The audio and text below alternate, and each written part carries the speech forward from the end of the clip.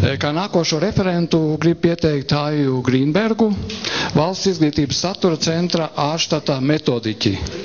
Viņas referāts sociālās zinības skolās, skolotāju sagatavotība un godprātīga attieksme pret standartā apgūstamo. Labdien! Ieņemšu tādu pašu pasīvu sēdošu stāvokli kā iepriekšējie kolēģi. Gribu jūs visus uzrunāt. Labdien, mīļie kolēģi! Jo es domāju gan, ka šeit nav neviens, kuri mēs nebūtu darba biedri, kas ir ieinteresēti šajos jautājumos, bērnu vērtību izglītībā.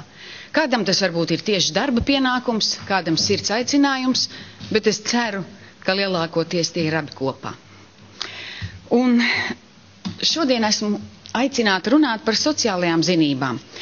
Esmu skolotāja, praktizējoša, 17 gadus, un biju klāt pie sociālo zinību šūpuļa, kad strādāju vienā no skolām, kas darbojās pilotprojektā 27 skolas, kad ieviesa šo mācību priekšmetu.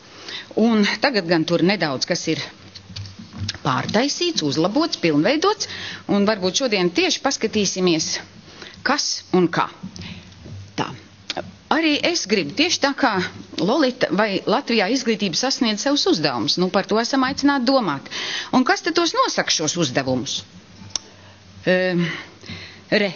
Veseli panti un punkti.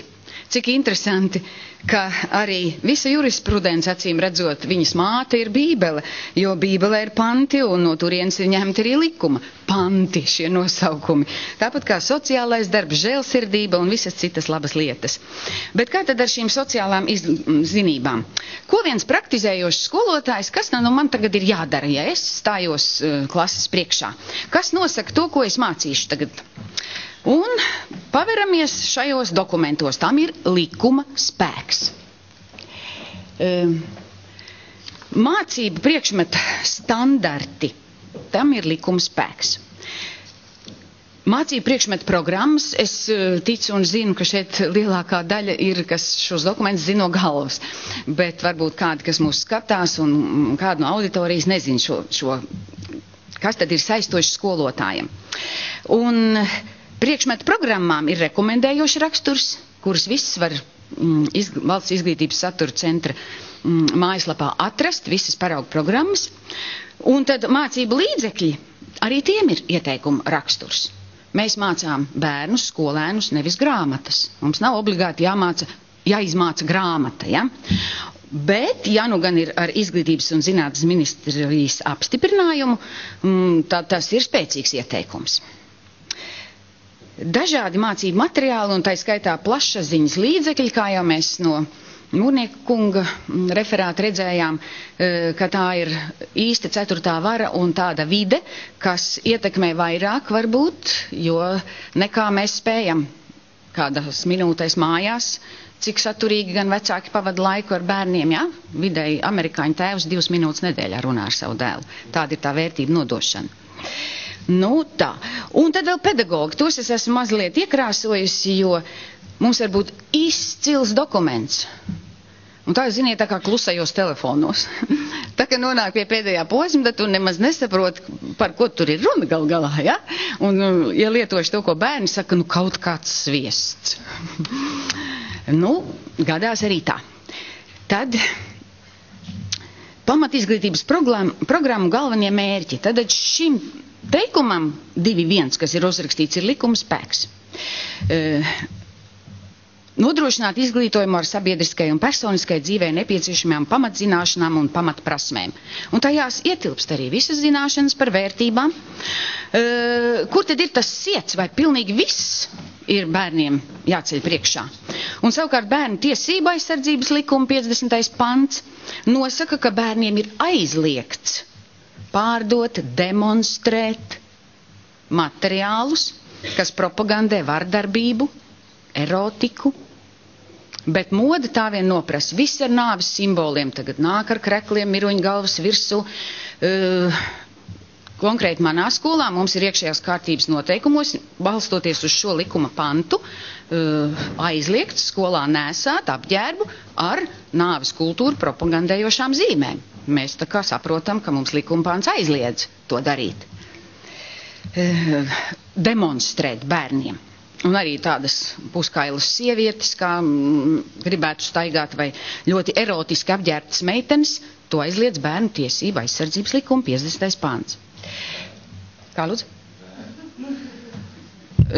Puskaila zēni pamazas skolā redzēti. Tā. Tad pamat izglītības programmu galvenie uzdevumi. Arī šie ir ministra kabineta noteikumos formulēts. Te nav viss, es, protams, izvilku ārā tikai to, kas attiecas uz ētiku, uz morāli. Redz, cik smuki izklausās, un arī tas ir veidot priekšstatu un sapratni par galvenajiem dabas, sociālajiem un ilgspējīgas attīstības procesiem, morāles un ētikas vērtībām. To paredz ar likumu. 3.6. Veidot pamatpriekšstatu par Latvijas, Eiropas un pasaules kultūras mantojumu. Iepriekšējā referenta par to runāja. Tas ir mūsu mantojums. Un vēl cita vieta ir teikts, tieši sasniedzamajos rezultātos, veidot pozitīvu attieksmi pret kultūras mantojumu. Un tā pozitīva attieksme ir tāda, tikko kāds nāk ar kādām kristīgām vērtībām skolā, tā pozitīvā attieksme nereti ir, kad durvis ir ciet. Tā.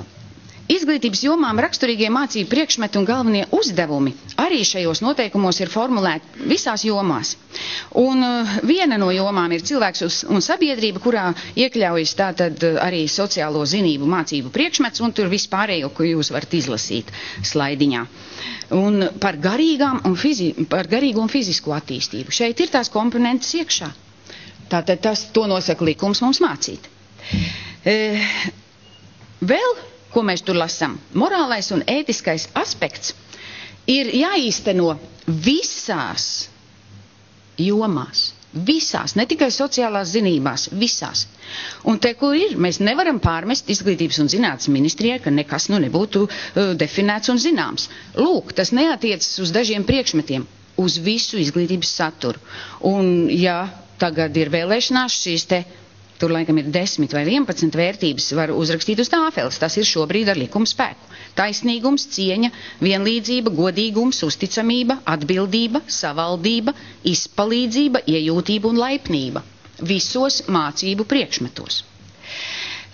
Pirms mēneša bija vēl kāda konference par vērtību izglītību, ko tieši rīkoja Valsts izglītības satura centrs kopā ar Latvijas Universitātes sociālo zinību fakultāti par vērtību izglītības perspektīvām, un tur profesora Skaidrīta Lasmane nosauca 4 vērtības.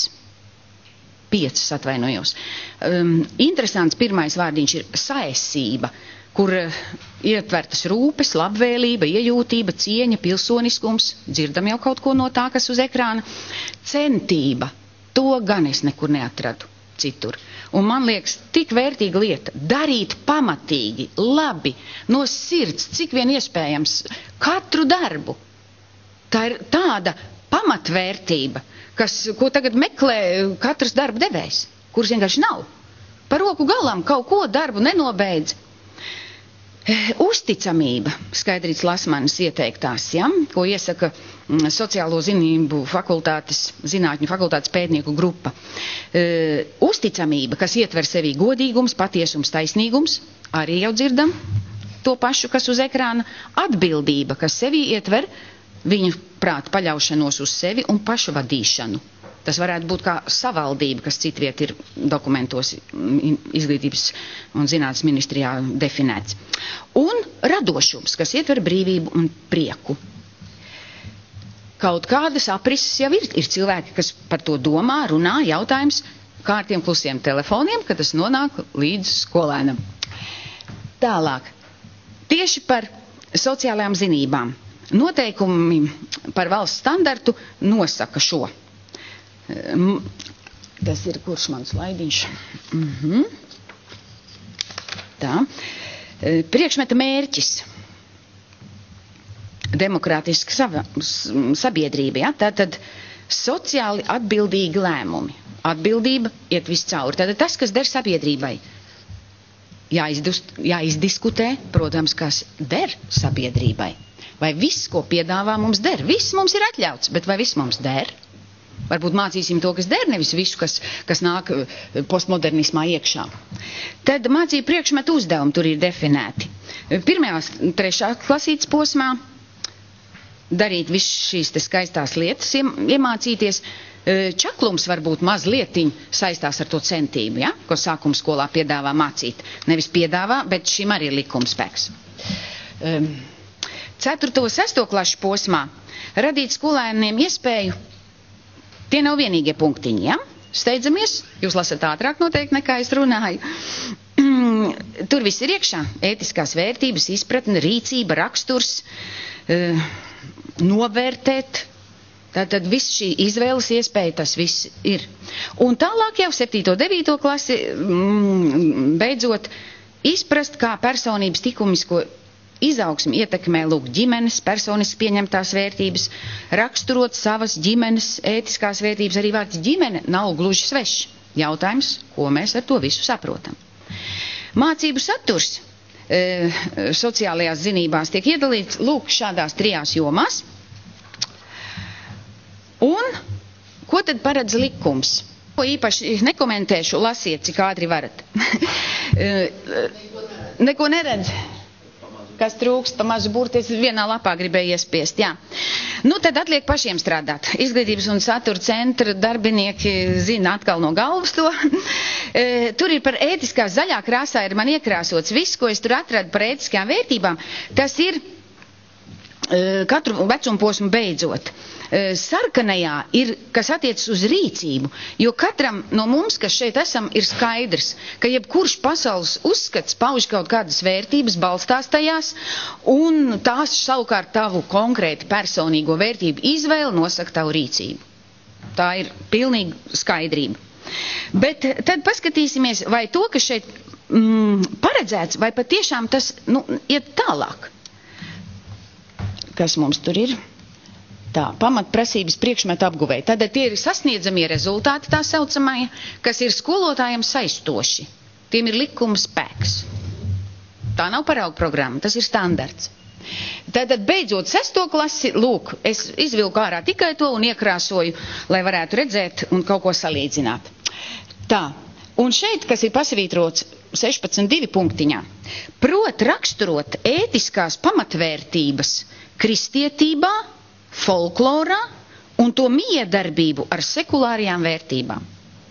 Kas jāsaprot ar sekulārajām, cik saprat no iepriekšējiem referātiem, atlūzas no visa pārējā. Apmēram tā varētu to definēt. Nu, lūk, un tad tur ir arī šajā dokumentiņā paskatīsimies, kas ir pats viens no pēdējiem, viņš arī sasniedzamo rezultātu klāstā ir viens no pēdējiem, oranžā krāsā, es tur centos apakšā 16.51. Zina satversmes nozīmi demokrātiskā sabiedrībā un paskaidro, uz kādām vērtībām tā balstīta. 9. klasi beidzot likums paredz katram skolēnam paskaidrot, uz kādām vērtībām balstās mūsu satversme. Mēs to zinām paši? Tā, man lūdzu atpakaļ, es tikmēr parunāšu. Tātad, vai tad Latvijā izglītība sasniedz savus uzdevumus? Manuprāt, ir ļoti labi standarti uzrakstīti. Kad es skatos tālāk, tad tur ir problēmas. Jau mācību programmās ir problēmas. Piemēram, ģeogrāfijā. Ir standartā ierakstīts teikums, ka katrs skolēns mācās, mācību saturā tiek apskatītas vairākas zemes, dažādās zemes un dzīvības izcelšanās teorijas. Parauga programmā, izņemot šo virsrakstu, neko nav nekas atrunāts.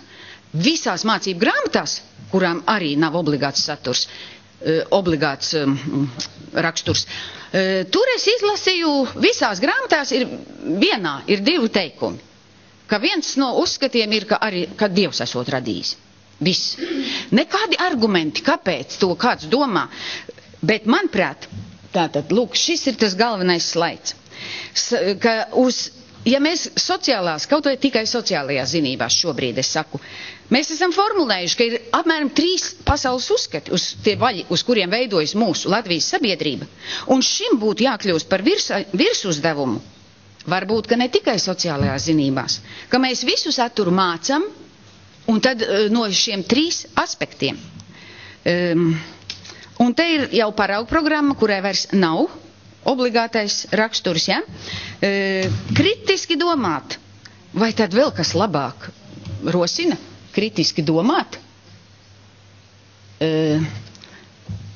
Vai tad vēl kas māca labāk kritiski domāt, ja mēs salīdzinām un dodam iespēju izvēlēties un spēju un var uzklausīt dažādus viedokļus? Un tad sociālo zinību paraugu programmā, lūk, vēl ir atklāta viedokļu un uzskatu daudzveidība, bet grāmatās mēs to neatrodam. Atrunāti ir dažās stundās daži, bet jāliek ir priekšā visi jautājumi. Ko saka 1, 2 un 3 pasaules uzskats par seksualitāti? Ko saka par kontracepciju? Ko saka par vērtībām? Un tad ir tiesības izvēlēties. Un es savā praksē nekad neesmu izmantojusi nevienu konkrētu mācību grāmatu. Bet tālāk uz priekšu vēl, tādēļ, ka viņas neatspoguļo šos 3. Un te nu mums ir jāuzrauga šī te, ir tiešām jābūt, ir nākošais slaids laikam problēmas. Nav atbilstoši sagatavotu mācību līdzekļu. Trūkst kompetentu pedagogu visās šajās 3 jomās, kur spēj godprātīgi mācīt visu to tā. Te es vēroju vārdu un darbu nesaskaņu. Ja standarti, es tik daudz visu pārmet, ka saturs tāds un šitāds pārblīvēts, mēs jau paši pārblīvējam. Ja mājturības standartā ir ierakstīts zina labisko un kreilisko valdziņu, tad skolotājs ko dara? Liek adīt kleitu vai džemperi. Nu, un skaidrs, ka tur vajag stundām sēdēt un pārblīvēts ir. Bet, lai nodemonstrētu vai var nodīt, vai prot tu šos valdziņus, tev atliek 5 kvadrātcentimetri nodīt. Un lūk, nepārcentīsimies, bet risinājumi, pēdējie slaidi, ir tiešām nepieciešama kaut kāda atsevišķa struktūra, un kādreiz bija, un tagad dariet runas, es nezinu, pašlaik vērtību izglītības padome pie IZM, kur es arī savulaik tādā darbojos pirms gadiem, un sadarbojoties ar visām institūcijām, kas zina, nevis kaut kādi pārprasti varianti, bet kas zina, ko domā latviskā dzīves ziņa, šeit domājam bez rituāliem, skolās domājam to pašu par kristīgo baznīcu, bez tieši kaut kādiem īpašiem rituāliem, ko skolā piekoptu, bet ko saka kristīgais pasaules uzskats, ko saka mūsu latviešu tautas tradīcijas un citas atlūzas sekulārās. Un tad lai būtu konceptuāli skaidra visos struktūras līmeņos šīs lietas. Vēl viens slaidiņš, un atbilstoši šo prasību realizēšanai ir jāsagatavo pedagogi.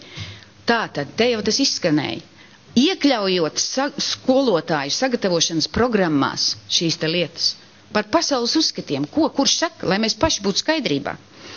Un apstiprināt mācību līdzekļus un grāmatas ar lielāku atbildību. Ja izglītības zinātnes ministrija liek savu grifu, tad būtu jābūt pārliecinātiem, ka ir pausti visi šie viedokļi. Nevis tikai spēlējam vienos vārdos. Un tagad novērtēsim. Nelikšu celt rokas. Es uzskatu, ka mūsu neatkarības gados priekš sabiedrības mēs esam apmēram sākumskolas līmenī. Un tur novērtē šitā. Krustiņš. Tas ir skolotāja piezīmēs, ne jau bērnam liek krustiņus deguna. Kad viņš ir sasniedzis, daļēji apgūts vai vēl jāmācās? Vai izglītība sasniedz savus mērķus? Ko katrs ieliksim? Daļēji vai vēl jāmācās? Nu tad labas sekmes mums visiem nākamajā mācību gadā vēl mācīsimies.